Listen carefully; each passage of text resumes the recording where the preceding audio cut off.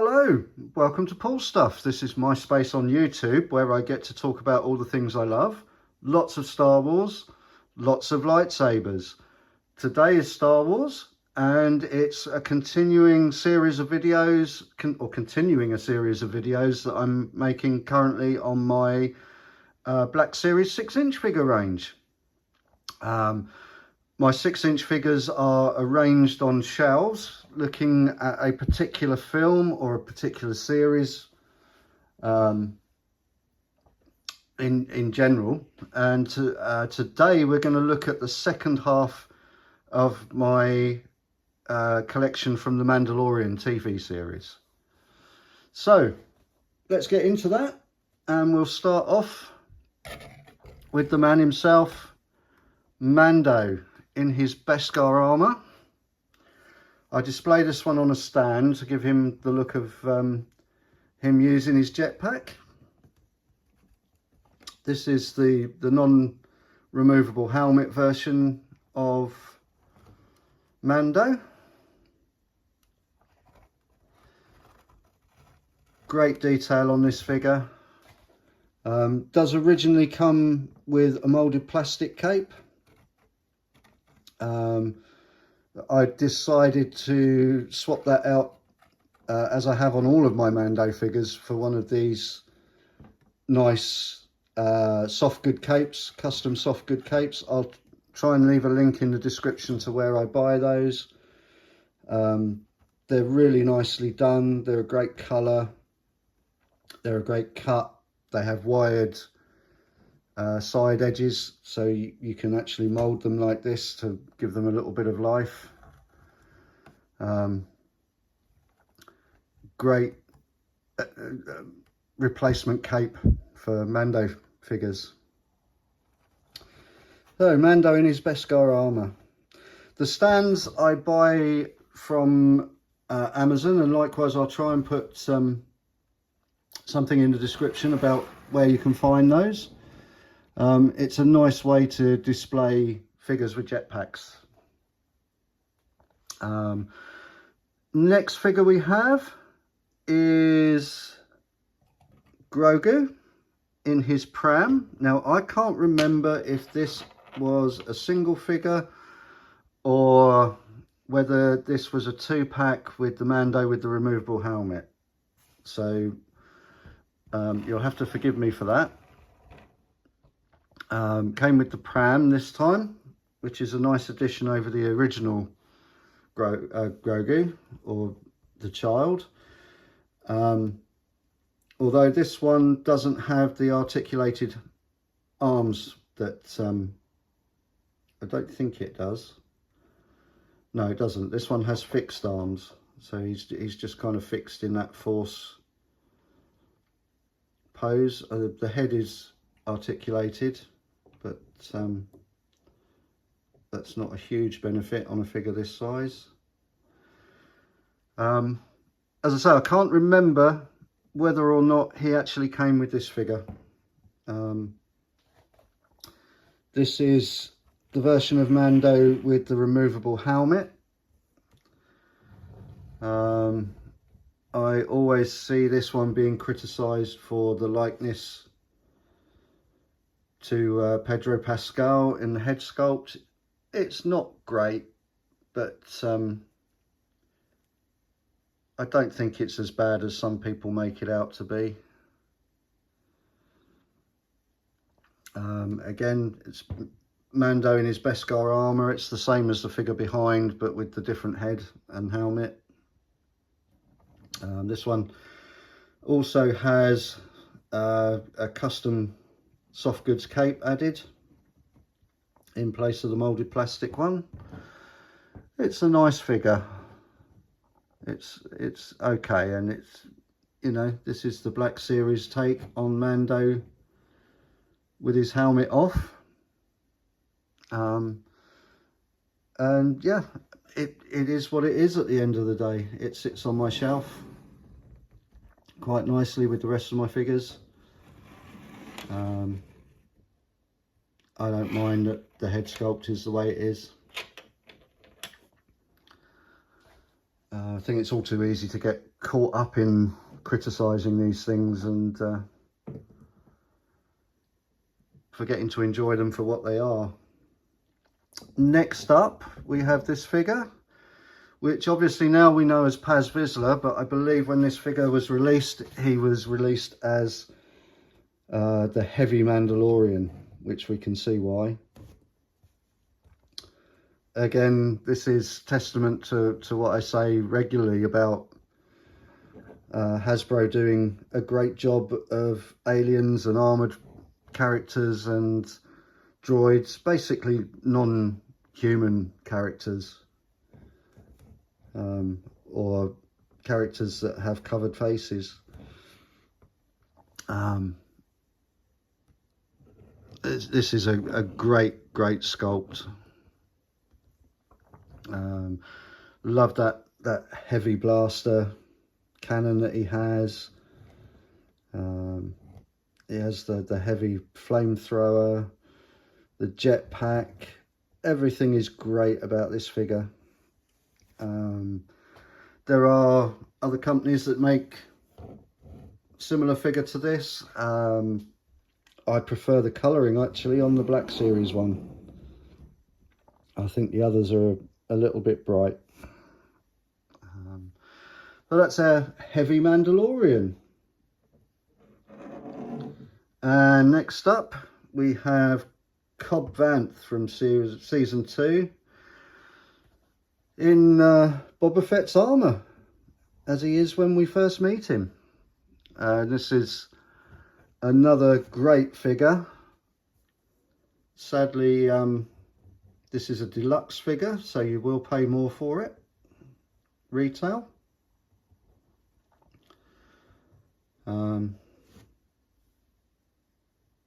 Comes with the jetpack, blaster pistol, blaster rifle, the removable helmet.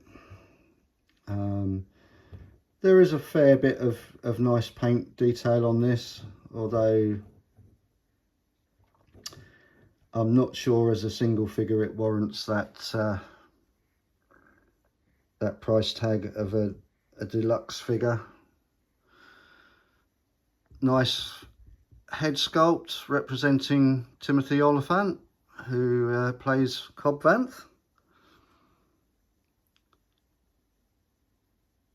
It's another good character from the series. I hope we see more of him, and that he hasn't actually been finished off by Cad Bane.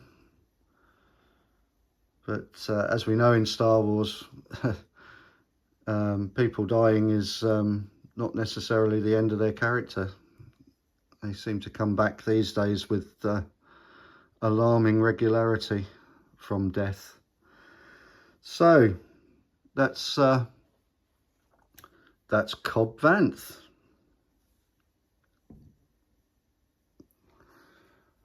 Now we're going to move on to some Imperials, or Imperial remnants. First up we have Moff Gideon. Again, this is a nice figure. Great sculpting. The paintwork on the armour, making it shiny, is really nice. I think the moulded plastic cape is the right idea for this one. There's lots of nice detail in it, and it sits just right across the shoulders. Some great detail paint in this figure, and a nice head sculpt. Photoreal paint on the face. Was a little bit shiny. Most of the photoreal faces in this series of figures from my Mandalorian shelf have had a flat clear coat across the faces, at least, just to take away the shininess that seems to come with photoreal face painting these days.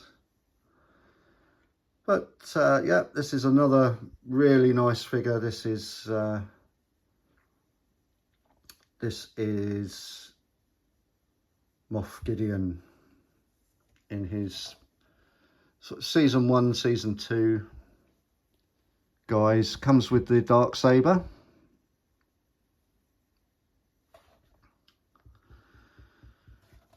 Now let's have a look at some troopers. The first one is an archive series trooper. This is a Death Trooper. So not strictly speaking part of the Mandalorian range, but we do see Death Troopers in the finale of season 1.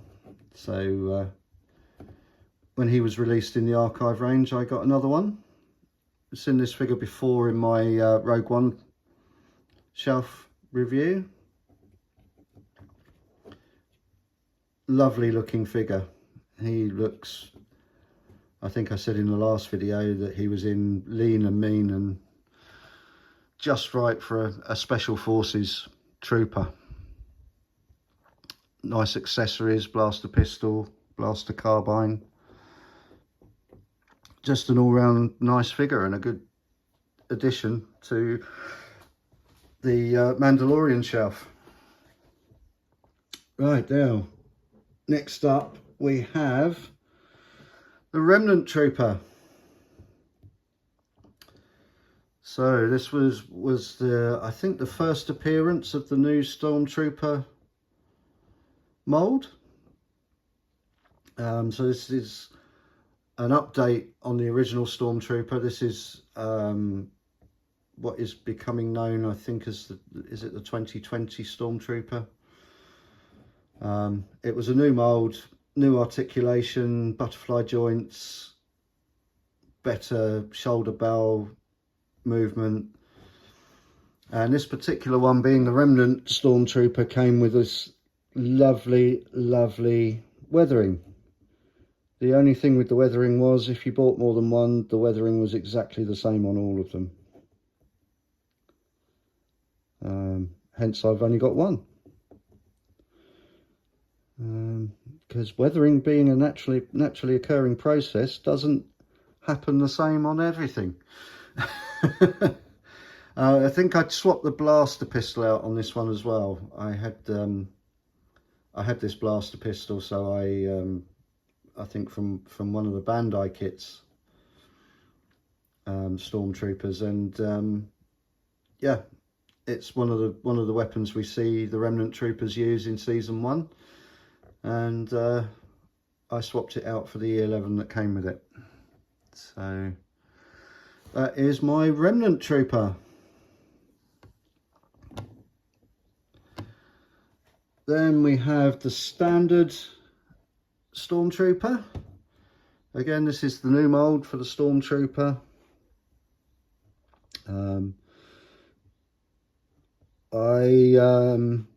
I really like this new mold. I think it's great. It would be really nice if they did a version with a belt that had a holster on it. I don't think they've done that yet, and I can understand why, because now they seem to be using this E11 mold that has the light on the side all of the time, which makes it difficult to put into a holster. So it also means these new Stormtroopers aren't so accurate to the original movies, because they don't have the holster. I know the holster moves from side to side in the movies, and not all of the original trilogy Stormtroopers have holsters, but it would just be a nice addition. And if we could get one version of this that doesn't have the blaster with the light on it, that would be nice as well. Although E11 blasters are so common, I've got loads that are left over. If I wanted to, I could easily swap this out for a blaster that is closer to the original trilogy. But this is okay for the Mandalorian. I think this one came as part of the Mandalorian range. So here's another nice figure to have in that range. Next up, we have the Incinerator Trooper, who again we see in the finale of season 1. great figure. Has that Incinerator flamethrower and the backpack that goes with it. Pauldron. Again, this is the new Stormtrooper mould with lots of nice different paint apps on it. And yeah, another cracking Stormtrooper figure. Another one that I really like. He's another great figure. That's the Incinerator Trooper. And then lastly for this shelf, we have what is one of my favourite figures, and possibly what I consider to be one of the best figures in the Black Series range, full stop. And that's the Mandalorian Ahsoka Tano. Now when you get this figure, if you buy the standard figure, you don't get a cape with it. She just comes in the box as the figure without the cape. You can get a version with the cape. That's an Amazon exclusive. It's a 2-pack, and yeah, it's quite expensive for what it is, I think. So again, I went down a different route. I got this fantastic Ahsoka cloth goods cape from the same seller that I got my Mando capes from, and you can see it's wired in places so that you can sculpt it to get the look you want. I'm really happy with this action pose I managed to get out of it. I think this is an amazing figure. It has all the new articulation, but things like the knee joints are so well done in those baggy trousers. There's so much detail. You can't see a lot of it on mine now because I've covered it up with the new cape, but just looking into that figure and the head sculpt, I think they've captured Rosario Dawson as Ahsoka really well. The paint apps are nice, the lightsabers are nice, the blades on the lightsabers are nice. Yeah, just all round a fantastic figure, and really enhanced by this really nice cloth goods cape, I think, that I managed to get hold of. So that's without doubt my favourite figure from the Mandalorian range, and quite possibly my favourite figure in the entire Black Series. It is that cracking a figure. Really like that Ahsoka figure. So that's the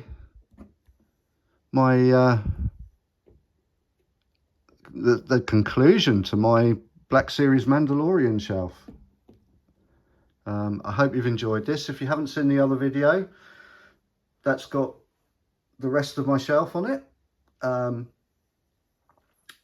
think there are some really great figures in the Mandalorian range from the Black Series. You can see from this there isn't really a bad figure here. Some would argue that Mando with his helmet removed is a bad figure because of the head sculpt. I don't necessarily see it that way, and if you don't like it, you can always put the helmet on. I don't think it's a particularly bad figure. I think it's not a great head sculpt. But even if we take him aside, then the rest of these figures are all really good, and some of them are exceptional.